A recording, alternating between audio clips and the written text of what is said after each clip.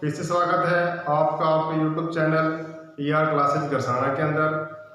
तो अपने पढ़ रहे थे एसी परिपथ के बारे में और एसी परिपथ की लगभग 4 से 5 वीडियो अपने आ चुकी है और अपने नेक्स्ट वीडियो की ओर चलते हैं। तो आज अपने पढ़ेंगे फेज के बारे में, कला कोण के बारे में कि कला कोण अपने एसी परिपथ में किस प्रकार से निकालेंगे और कला कोण को किस प्रकार अपने पता करेंगे। जैसे इन फेज राशियाँ कौन सी होती है, आउट ऑफ फेज राशियाँ कौन सी होती है। आउट ऑफ फेज में एक लैगिंग और एक लीडिंग, पश्चगामी और अग्रगामी के बारे में जाने। तो अपने स्टार्ट करते हैं कला कोण के बारे में, ठीक है। तो कला कोण के बारे में कैसे जानेंगे, ठीक है। तो फेज की बारे में कला कोण। अब कला कोण के बारे में जानते हैं अपने कि कला कोण अपने कैसे करेंगे, ठीक है। अब कला कोण के अंदर 2 राशियाँ होती हैं, एक होती है अपने पास इन फेज, एक होती है अपने पास इन फेज और एक अपने पास होती है out of phase. Out of phase मतलब समान कला में और विपरीत कला में। उसके बाद ये भी 2 प्रकार की आ जाती हैं, विपरीत कला 2 प्रकार की है। एक लैगिंग जिसे बोलते हैं पश्चगामी और एक होती है लीडिंग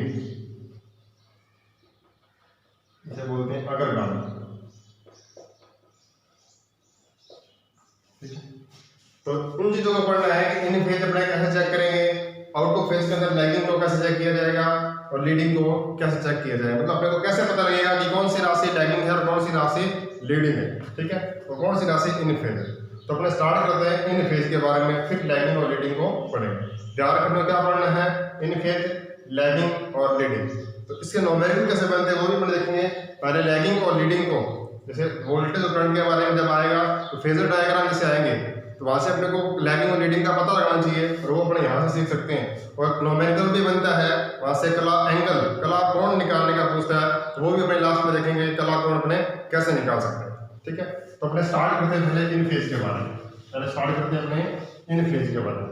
इन फेज कैसे होता है, इन फेज। अब देखो इन फेज का मतलब क्या होता है। इन फेज का मतलब है कि समान कला, हिंदी में बोलते हैं समान कला में, ठीक है, एक साथ, ठीक है। तो अपने क्या वोल्टेज का रेफरेंस मानेंगे, वोल्टेज क्या माना जाता है, रेफरेंस माना जाता है, ठीक है। तो देखते हैं अपने वेव फॉर्म से देखेंगे और सदी से आरएफ से देखेंगे, ठीक है। जैसे मैंने ये माना कि ये वेव फॉर्म जो बनाई है मैंने वो वोल्टेज के लिए माना, ये क्या है वोल्टेज के लिए मैंने माना। ये वोल्टेज एक फिक्स है, ठीक है। अपने को वोल्टेज का माना है, एक फिक्स राशि माना है, अपने क्या है इसको लेके चलें, ठीक है। अब देखो अपने क्या निकालनी है, साथ में कला, कला कोण से इन फेज करना है, मतलब इसके अंदर करंट का मान दिखाना है, ठीक है। तो करंट का मान भी कि जिस टाइम पर, जिस समय वोल्टेज का मान अधिकतम होगा उसी समय धारा का मान भी क्या होगा, अधिकतम होगा।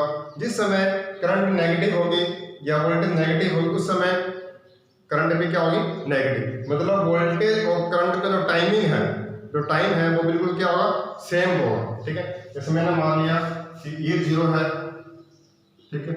यहाँ पे मान लिया 1 सेकंड, यहाँ मान लिया 2 सेकंड, यहाँ मान लिया 3 सेकंड और यहाँ मान लिया 4 सेकंड। ये अपने सेकंड मार्क कर लिए, यहाँ अपने टाइम को दिखाते हैं, ठीक है। तो अपने करंट चलाते हैं, ठीक है। तो करंट भी क्या होगी, 0 से स्टार्ट होगी इसके अंदर, ठीक है।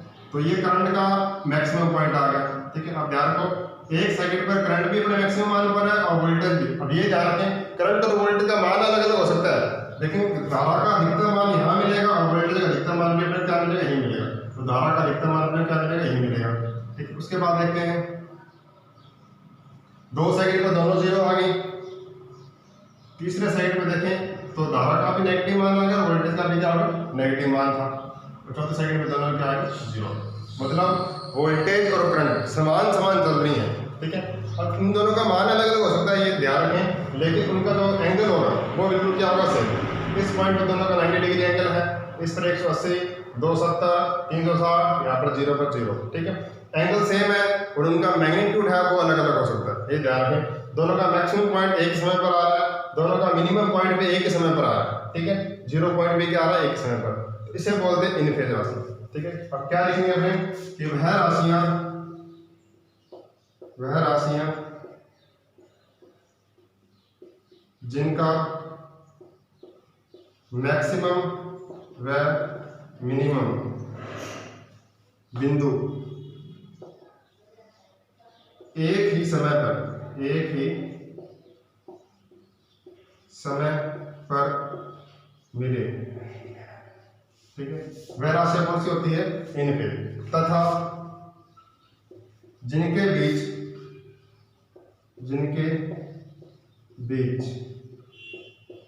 कला कोण एंगल जो हो, ठीक है, वो क्या हो? शून्य हो।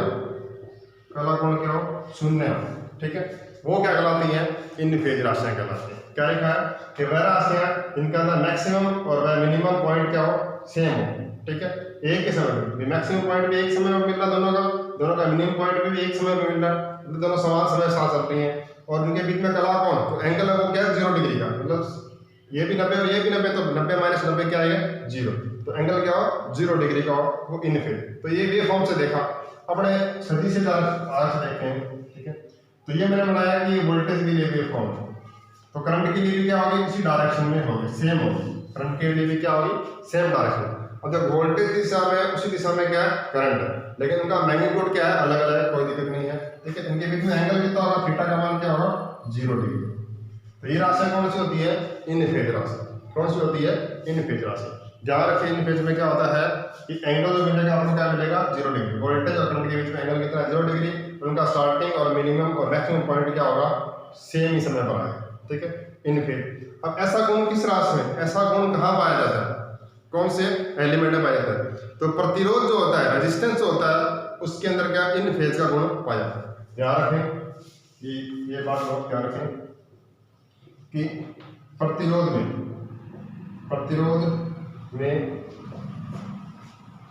वोल्टेज व धारा के बीच में इन फेज संबंध होता है। इन फेज संबंध होगा, क्योंकि वोल्टेज और करंट के बीच में एंगल क्या? 0 डिग्री का होता है, दोनों समान दिशा में चलते हैं, कोई एंगल नहीं बनता। तो ये बोलते हैं कि प्रतिरोध जो है वो इन फेज के अंदर होता है, ठीक है। तो ये इन फेज के बारे में नॉर्मल सी बात है, ध्यान रखें इन फेज के बारे में क्या होता है, ठीक है। अब बड़े पढ़ते हैं आउट ऑफ फेज के अंदर लैगिंग और लीडिंग को लेकर चलते हैं, लैगिंग और लीडिंग को, ठीक है। तो बात करते हैं लैगिंग और लीडिंग। इसको आप लिख लीजिएगा अपने नोटबुक में। अब पढ़ते हैं लैगिंग और लीडिंग को कैसे चलते हैं। अब बात करते हैं अपने लैगिंग के और लीडिंग के लिए। लैगिंग में होता है पश्चगामी और लीडिंग होता है अग्रगामी। अब देखो, इसको समझने के लिए आप क्लॉक को समझे, घड़ी को समझे, ठीक है। देखो अपने घड़ी बनाते हैं, ठीक है। यहाँ अपने बजते हैं 12, यहाँ बजते हैं अपने 12 बजते हैं, ठीक है। यहाँ पे बजते हैं 11, ठीक है। और यहाँ बजते हैं अपने 1, ठीक है। अगर सुई अपने 12 पर है, ठीक है, सुई 12 पर है, अगर सुई इधर चलेगी 11 पर, ठीक है, तो अपने घड़ी की विपरीत दिशा में चल रहे हैं, मतलब एंटी क्लॉकवाइज। ये तो दिशा है एंटी क्लॉकवाइज। और अगर इधर चलेंगे, 12 से इधर चले, 1 की तरफ चलेंगे, तो ये अपने पास है क्लॉकवाइज, ठीक है, क्लॉकवाइज। देखो अपने 11 अपने कोई 12 बजे से काम स्टार्ट किया, अपने कोई काम 12 बजे स्टार्ट किया, अगर अपने को वो काम 1 बजे खत्म करना है, 12 बजे स्टार्ट किया और 1 बजे खत्म करना, मतलब 1 घंटा काम किया, ठीक है। अगर अपने उसी काम को 11 बजे स्टार्ट कर दिया, तो अपने पहले स्टार्ट किया, अपने क्या किया, अगर अपने काम को 12 बजे स्टार्ट करना था, अपने क्या किया, 11 बजे स्टार्ट कर दिया, तो अपने क्या किया, पहले स्टार्ट किया, मतलब अपने लीड कर रहे हैं।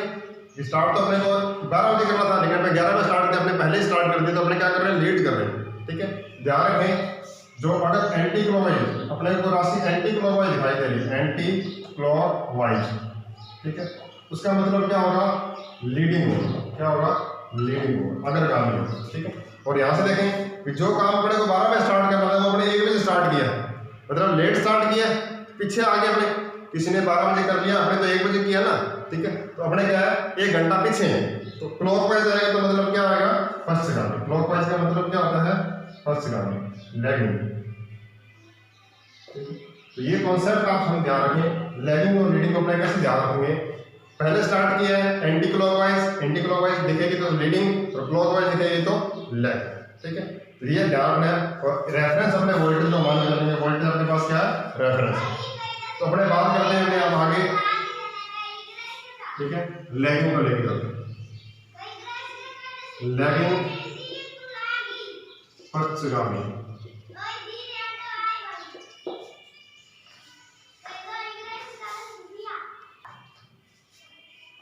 देखो स्टार्ट करते हैं अपने पश्चगामी को। पश्चगामी क्या समझेंगे, ठीक है।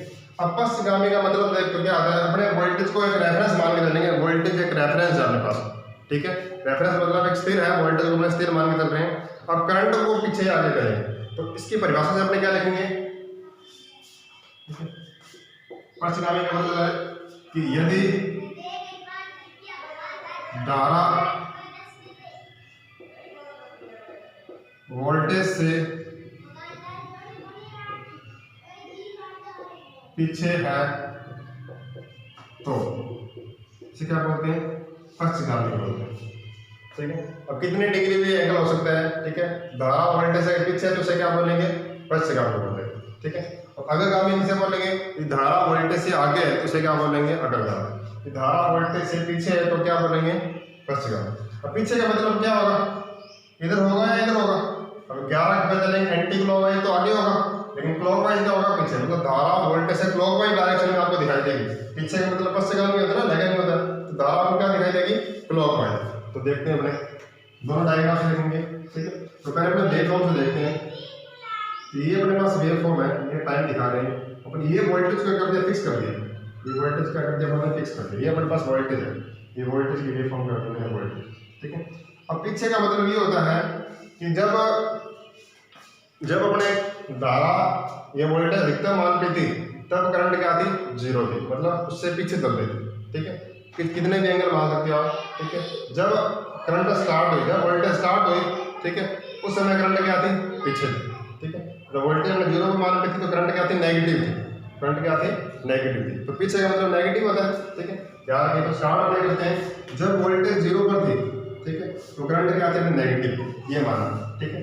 अब जब वोल्टेज बढ़ना स्टार्ट हुई, वोल्टेज अपने मैक्सिमम मान पे पहुंची, तब करंट यहाँ पे इस तरह से पीछे से आ रही थी, तो करंट यहाँ से यहाँ आया, तब करंट का मान क्या हुआ, 0 मिला।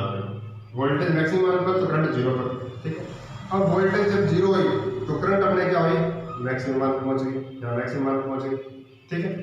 अब वोल्टेज यहाँ से नेगेटिव में आई तब ये यहाँ पे क्या आई, 0 पर आ गई, ठीक है। जब ये वोल्टेज यहाँ से यहाँ आई तो ये आपको क्या मिलेगी, यहाँ से क्या, ठीक। और इसके बाद ये आगे इस तरफ चलती है। ध्यान रखें, दोनों के बीच में एंगल बन रहा है। देखो यहाँ से देखें तो ये एंगल बन गया, यहाँ से देखें यहाँ तक, यहाँ से देखें तो यहाँ के बीच में एंगल है। मतलब वोल्टेज और करंट के बीच में कोई ना कोई क्या मिल रहा है, आपको एंगल मिल रहा है, कोई ना कोई एंगल मिल रहा है, कोई कोण मिल रहा है। और दिख रहा है कि अपने को करंट पीछे से आ रही है कहीं, कि वोल्टेज 0 तक करंट कहीं पीछे से आ रही, ठीक है। अब वेक्टर डायग्राम से देखते हैं कि ये अपने क्या कर लिया, वोल्टेज को फिक्स कर लिया, वोल्टेज ये अपने पास वोल्टेज है, ठीक है।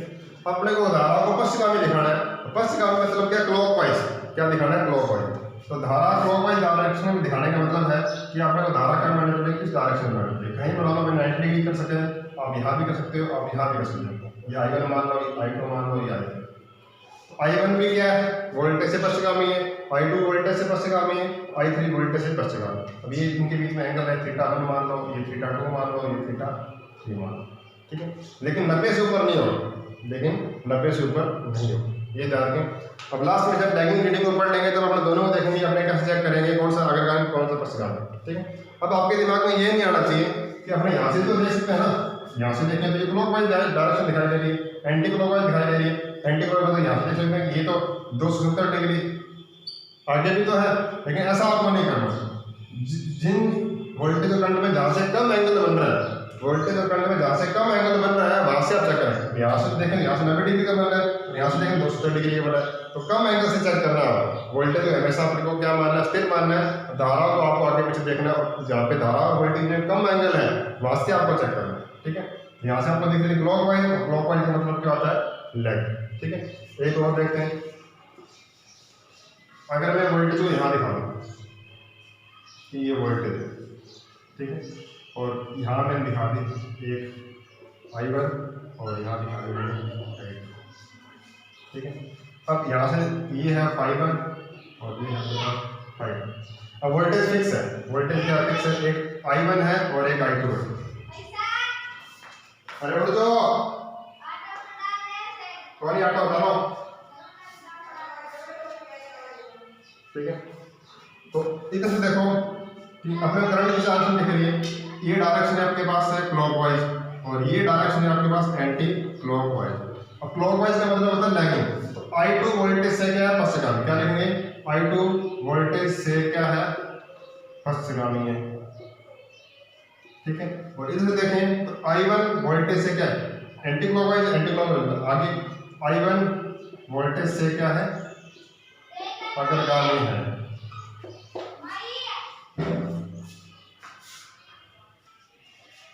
ठीक है। तो ये आपको ध्यान रखना है अग्रगामी और पश्चगामी के बीच, ठीक है। अब एक बात आपको इसके अंदर एक और ध्यान रखना है, ठीक है, कि एंगल जो मिलेगा, मैक्सिमम जो एंगल मिलेगा वो 90 डिग्री का ही मिलेगा, 90 डिग्री से ऊपर नहीं होगा। मैक्सिमम क्या होगा, वोल्टेज और करंट के बीच में 90 डिग्री का एंगल मिलेगा, ठीक है। आपको 90 डिग्री से लेकर चलना है, जहाँ से 90 डिग्री का एंगल मिल रहा है वहाँ से आपको चेक करना है लैगिंग और लीडिंग। 90 से ऊपर जाती है आपको चेक नहीं करना, उल्टी तरफ से जो 70 बन रहा था तो वो आपको चेक नहीं करना, ठीक है। तो 90 डिग्री मैक्सिमम एंगल होता है, करंट वोल्टेज से 90 डिग्री पीछे है, ठीक है। तो इसका मतलब है कि प्योर इंडक्टिव सर्किट। अगर मैं लिख दूँ यदि धारा वोल्टेज से 90 डिग्री पश्चगामी हो तो ये परिपथ कौन सा बनता है, ये परिपथ बनता है शुद्ध प्रेरणिक परिपथ, इंडक्टिव सर्किट बनता था, प्योर इंडक्टिव सर्किट बनता था। ये आपको ध्यान रखना है, ठीक है। तो ये लैगिंग के बारे में था, पश्चगामी के बारे में। अब देखो कभी भी अपने समीकरण में लिखा जाएगा, ताक्षणिक मान के समीकरण लिखेंगे, जैसे अपने धारा के लिखेंगे I बराबर I maximum sine omega T minus. अब कितना भी एंगल लिखा हो भैया माइनस में लिखा जाएगा, कितना लिखा जाएगा, माइनस में। इस माइनस का मतलब है कि कितने degree, 10 degree, 20 degree, 50 degree, 60 degree, 90 degree. तो ये माइनस में लिखा है तो मतलब क्या है, करंट लैग कर रही है। माइनस का मतलब क्या है, करंट लैग कर, और यहाँ पर प्लस आ रहा है तो करंट क्या कर रही है, लीड कर, ठीक है। ये जाना लैगिंग और लीडिंग के बारे में। यहाँ से न्यूमेरिकल बनता है वो अपन चेक करेंगे लास्ट में कैसे आएंगे, ठीक है।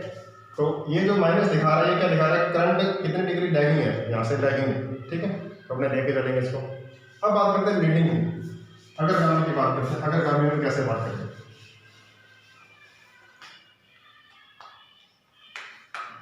तो अग्रगामी की बात करते हैं, लीडिंग की बात करते हैं। अग्रगामी, अब हमने अग्रगामी में देखा था कि जो काम अपने को 12 में स्टार्ट किया था, अपने 11 में स्टार्ट किया, मतलब एंटी क्लॉकवाइज घूम रहे हैं, तो अपने लीड कर रहे हैं। क्या कर रहे हैं, लीड कर रहे हैं, ठीक है। इसका मतलब क्या है, यदि धारा वोल्टेज से आगे हो तो इसे अपने क्या बोलते हैं, लीडिंग बोलते हैं, ठीक है। ये धारा वोल्टेज से आगे उसे अपने क्या बोलते हैं, लीडिंग बोलते हैं, ठीक है। अब ये ध्यान दो। अब अपने वेव फॉर्म से देखते हैं लीडिंग कैसे करें। ये अपने वोल्टेज फिक्स है, वोल्टेज को रेफरेंस मान लीजिए, वोल्टेज के लिए, ठीक है, वोल्टेज को रेफरेंस मान लिया। अब देखो करंट कहीं पहले से आ रही थी, ये हम मानते हैं करंट कहीं पहले से आ रही है, ठीक है। अब तो लीडिंग का मतलब अगर वोल्टेज का मान 0 तो उस समय करंट का मान क्या था, अधिकतम था। जब वोल्टेज का मान 0 तो करंट अधिकतम, मतलब करंट कहीं पहले से आ रही थी यहाँ से, ये अपने मान लिया करंट कहीं पहले से आ रही है, ठीक है। तो यहाँ पर करंट वोल्टेज 0 तो करंट क्या है, अधिकतम मान पर है, मतलब 90 डिग्री का एंगल बन रहा है दोनों के बीच में, कोई ना कोई एंगल है। अब जब वोल्टेज अपने अधिकतम मान पर आई उस समय करंट क्या है, 0 पर आ गई, ठीक है। जब ये 0 यहाँ आए तो ये माइनस में आ गई, इस तरह से चलते हैं, ठीक है। अब यहाँ से देखो कि जब वोल्टेज बाद में अधिकतम मान पर आई, करंट पहले अधिकतम मान पे, ठीक है। तो करंट वोल्टेज से क्या आगे, जो दोनों का अधिकतम मान चेक करो, दोनों का मिनिमम मान चेक करो। करंट बाद वोल्टेज बाद में आई है, लेकिन करंट पहले ही क्या है, नेगेटिव मान, तो करंट आगे, वोल्टेज क्या पीछे, ठीक है। और वेक्टर फॉर्म से देखना, तो ये वोल्टेज के लिए बनाया, तो करंट कहाँ बनेगी, आगे में एंटी क्लॉकवाइज। डायरेक्शन देखें तो एंटी क्लॉकवाइज। तो मैंने बताया था जहाँ से कम एंगल बनना, वहाँ से करना कम एंगल, यहाँ से बनना एंटी क्लॉकवाइज। तो धारा वोल्टेज से आगे, थीटा है, थीटा होगा। अब कितना है उसका ध्यान रखें, 90 डिग्री से कम होगा, ये आपको ध्यान रखें, ठीक है। अब लिख दो यदि धारा वोल्टेज से 90 डिग्री आगे है तो क्या होगा, शुद्ध धारित्र परिपथ होगा, धारितीय परिपथ होगा, मतलब प्योर कैपेसिटिव परिपथ होगा जब क्या होगी कि धारा वोल्टेज से 90 डिग्री क्या होगी, आगे होगी। ये आपको ध्यान रखना, ठीक है, इस चीज का ध्यान रखना। अब इसमें अपने तात्क्षणिक मान की समीकरण लिखेंगे तो आई बराबर लिखेंगे I maximum sine omega T plus theta, मतलब यहाँ पर प्लस का एंगल बनेगा, उसका मतलब क्या करंट लीड कर रही है इतने डिग्री से, ठीक है। तो ये लीडिंग के बारे में था। तो लैगिंग लीडिंग को आपको पता लगा कैसे अपने चेक करते हैं लैगिंग लीडिंग को, तो ध्यान रखें यहाँ से कम कोण बन रहा है वहाँ से लैगिंग लीडिंग चेक करेंगे। एंटी क्लॉकवाइज दिखाई दे रहा है तो आपको देखेंगे वो लीड कर रही है, और क्लॉकवाइज दिख रहा है तो वो क्या कर रही है, लैग कर रही है। वोल्टेज हमेशा रेफरेंस मान के आपको चलना है, ठीक है। अब पढ़ते हैं अपने एंगल के बारे में। क्वेश्चन किस तरह से आता है, क्वेश्चन किस तरह से आएगा, 2-3 क्वेश्चन करवाता हूँ आपको, एग्जाम इस तरह से मिलते हैं। यदि v बराबर, इस तरह से v बराबर b maximum sine omega T plus 10 degree, ऐसा है। तो i बराबर i maximum sine omega T minus 30 degree, ठीक, ये आता है। अब इसने दिया कि v बराबर ये है, i बराबर ये है, तो कला कौन बताओ, कला कौन बताओ, दोनों में कला कौन बताओ। अब अपने देख रहे हैं वोल्टेज 10 डिग्री आगे और करंट क्या 30 डिग्री पीछे, ठीक है। तो कला कौन अपने क्या करेंगे कि 30 माइनस 10, ये माइनस में ये प्लस में करके 20 डिग्री नहीं लगाएंगे, ठीक है। अब क्या करना है कि पीछे वाले ले लें, ये ओमेगा टी, ये ओमेगा, ये अपने पास φ1 है, अब ये अपने पास क्या φ2, तो फाई आ रिजल्टेंट अपने को एंगल निकालना है, तो φ1 माइनस φ2 ये करना है, φ1 माइनस φ2। तो φ1 क्या है, φ1 क्या आपका देखते हैं, φ1 अपने दिखाई दे रहा है ओमेगा टी प्लस 10 डिग्री, ठीक है, और माइनस φ2 क्या है, ओमेगा टी प्लस में माइनस में 30 डिग्री, और माइनस को खोलेंगे omega T plus 10 degree minus omega T plus 30 degree, तो ये ओमेगा टी से omega T cancel, plus minus का 10 और 30 40, थीटा का मान क्या है 40 डिग्री। आप ऐसे भी निकाल सकते हो, एक तो ये, ठीक है। अगर आपको वेक्टर से निकालना है तो वेक्टर से अपने कैसे निकालेंगे वो देखो, ठीक है। वेक्टर से कैसे आएगा, अपने माना कि एक वोल्टेज फिक्स थी, ये वोल्टेज रेफरेंस मान के दें, एक वोल्टेज रेफरेंस मान के दें। अब देखो ये माना कि वोल्टेज ही वो 10 डिग्री आ गया, वोल्टेज का 10 डिग्री आ गया, तो एंटी क्लॉकवाइज लीड करते हैं अपने, एंटी क्लॉकवाइज लीड करते हैं, तो अपने क्या कर दिया, और क्लॉकवाइज क्या करते हैं अपने लैग करते हैं, क्लॉकवाइज क्या करते हैं लैग करते हैं। तो मैंने ये कर दिया, वोल्टेज को फिक्स कर दिया, ये वोल्टेज दी कर दिया मैंने, ये 10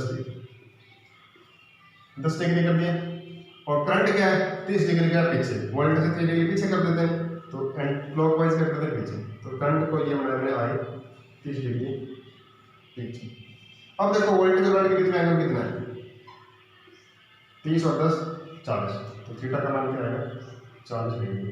और आप क्या बोल सकते हो, अब आप क्या बोल सकते हो कि वोल्टेज को फिक्स मानना है, तो ऐसा बोल सकते हो कि करंट वोल्टेज से 40 डिग्री फर्स्ट जगह में, क्या लिख सकते हैं इसके अंदर कि धारा वोल्टेज से 40 डिग्री क्या है पश्चिमगामी, इससे आप देख सकते हैं। और ठीक है, डायरेक्ट आपसे ये एंगल ही पूछता है तो आप बता सकते हैं इस तरह से। तो ये तरीका लगभग सही है, डायरेक्ट अपने कर सकते हैं, ये भी तरीका आप सही है कर सकते हैं। तो अपने बुक्स से और न्यूमेरिकल की प्रैक्टिस कीजिएगा किस तरह से आप एंगल को डिफाइन कर सकते हैं। तो आज की वीडियो को यहीं समाप्त करते हैं, कल नेक्स्ट वीडियो को लेके आएंगे। चैनल को सब्सक्राइब करें, शेयर करें और अपने दोस्तों के साथ इस चैनल को शेयर करते हैं, और ज़्यादा से ज़्यादा शेयर करें जिससे आपको अच्छे से अच्छा कंटेंट मिल सके। धन्यवाद।